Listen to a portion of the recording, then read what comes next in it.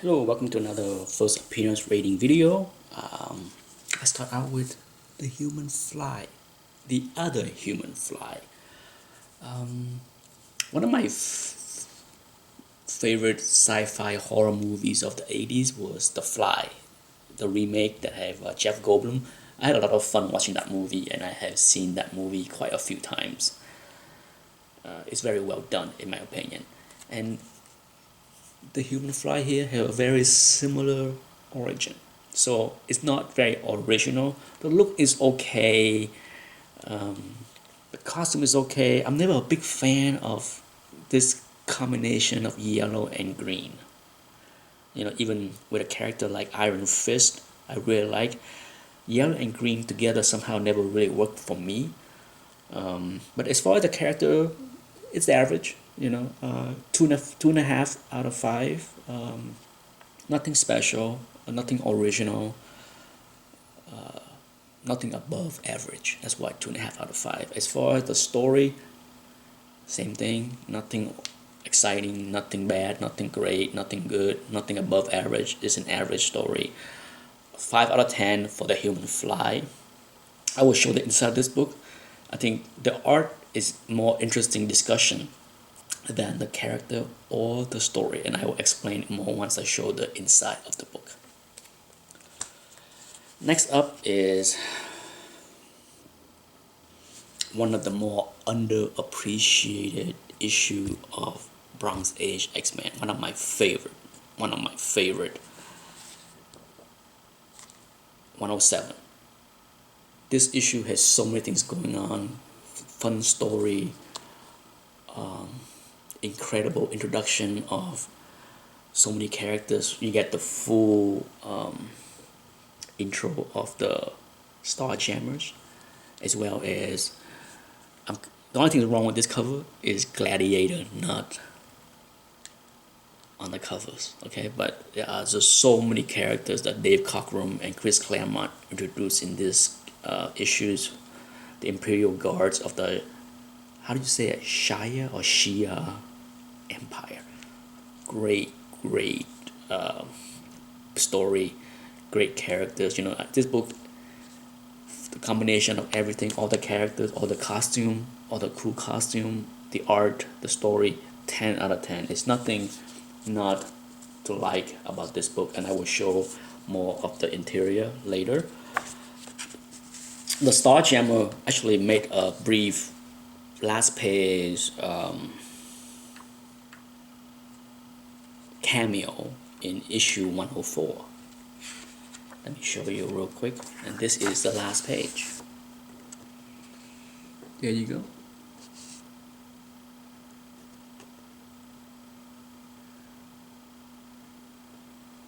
So, for those that are interested in knowing when, not that it matters, the full appearances is here when you see them all in full costume, which look pretty cool.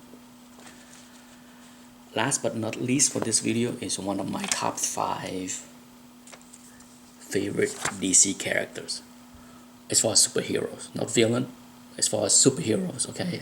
Number 1 is always going to be Batman. 2 and 5, I really can't rank them, but Deadman. What is not to like about Deadman? The name, the costume. For this issue, you don't fully know his full power yet, so for that, you can't say, but I am biased in that because he looks so cool and his name, I gotta give him a 5 out of 5. It's just too damn cool for me not to give him a perfect score on that. And then as far as the story, it's somewhat interesting. You have him being a performer in the circus, and then there's an accident, he died. They introduced a bunch of his co-worker that have potential motive to want to murder him, so it may not have been an accident. So it's a short 16-page story. So he came back as Deadman, and of course his mission is to find out who killed him and why. You did get on the last page or two, you did get a glimpse of his power where he was able to take over somebody else's body and mind. But so an 8 out of 5. The story get a 3 out of 5. The character, the name, the look get a 5 out of 5. So an 8 out of 10 for first appearance of Dead Man. And I will save showing the interior of this book when I do my spotlight on the Neil Adams Dead Man run.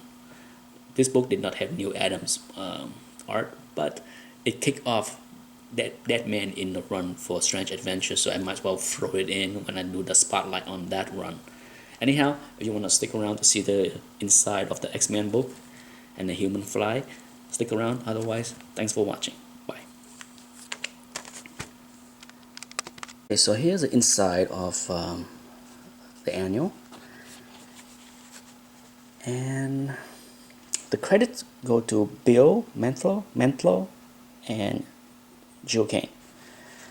You know, when I flip through this book, I can't help but think to myself that maybe they get the credit backward, because I'm not very familiar with Bill penciling, so I can't say for sure. But for those that know and have seen enough of Bill penciling, let me know if my hunch is right, that the credit of this book is flip-flop.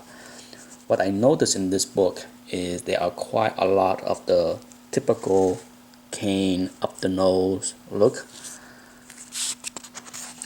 There's a lot of panels that you see the up the nose angle, okay, which is very standard for Kane.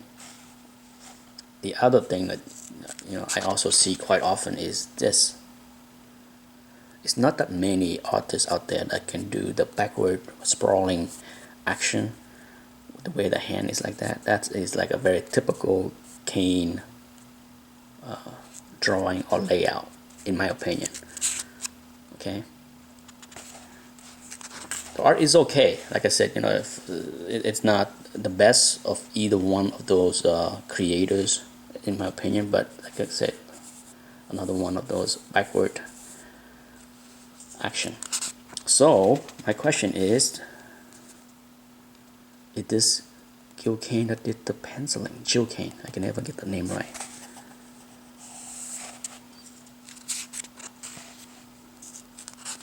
Let me see if we can get to the very first. There we go. Here's the first time you see the Human Fly. Decent looking, a better color scheme may have worked better for me, but there you go. See, this sprawling backward angle, something that's very common with Kane, and then of course up the nose. So that's it. That's what I found interesting about this book. Is the art. I just wonder if they got the credit flipped. Okay, so here's the X-Men 107. This book is notorious to have a production flaw that make it almost impossible, nearly impossible, to find 9.6 or 9.8 copies. In my opinion, this is the toughest book outside of X-Men 94 to find in ultra high grade because of this production flaw. If you pull out, I have owned 6 issues of the 6 copy of these issues, and they all have a staple stress or tear or both right here where the lower staple is. Some is small, some is big, but they all have it. If you have a copy of this book, I guarantee you will see that flaw right there. Annoying, but a very common production flaw. Here you have this beautiful splash page by Dave Cockrum. Gorgeous. Look at this double page. Look at all the characters. So awesome. When Wolverine wore this costume, I actually like this costume a lot. I kind of wish that he wear in more issues. Because maybe that's just me. I just felt that it's a cool looking costume. Look at that. That's Gladiator. So awesome looking. I love the mohawk look. Love it. Like I said, there's just so many characters, the Imperial Guards in this issue, that, of course, Gladiator is the most obvious favorite of many people. But it's just a fun book to have because there are just so many characters that's being introduced. There you go. You see Wolverine get his get blasted, burn off his costume, and that's how he get this guy costume to replace his missing costume. Didn't want to run around naked.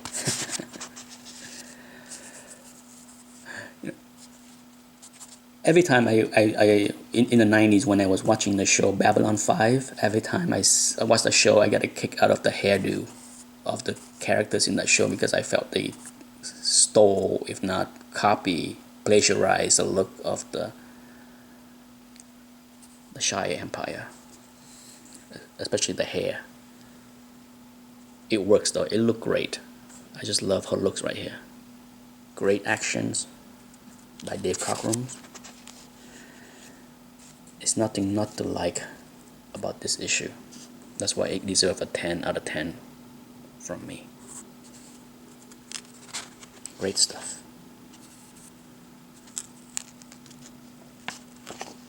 And the story is, not a one shot. It's one of those books that you need to have, the prior few issues from 104, 105, 106, and even after. From the get-go, Chris Claremont's storytelling was very different from other people. It's very rare for him to do a one-shot story. There's all kind of ties-ins and subplots. Look at that. So awesome. Anyhow, and that's it for this video. Thanks for watching. But before you go, let me give you the full shot of the Star Jammers. Oh my goodness, that looks so cool. Beautiful full page. Doesn't get any better than that, right? And that's it. Thank you for watching. Until next time. Bye.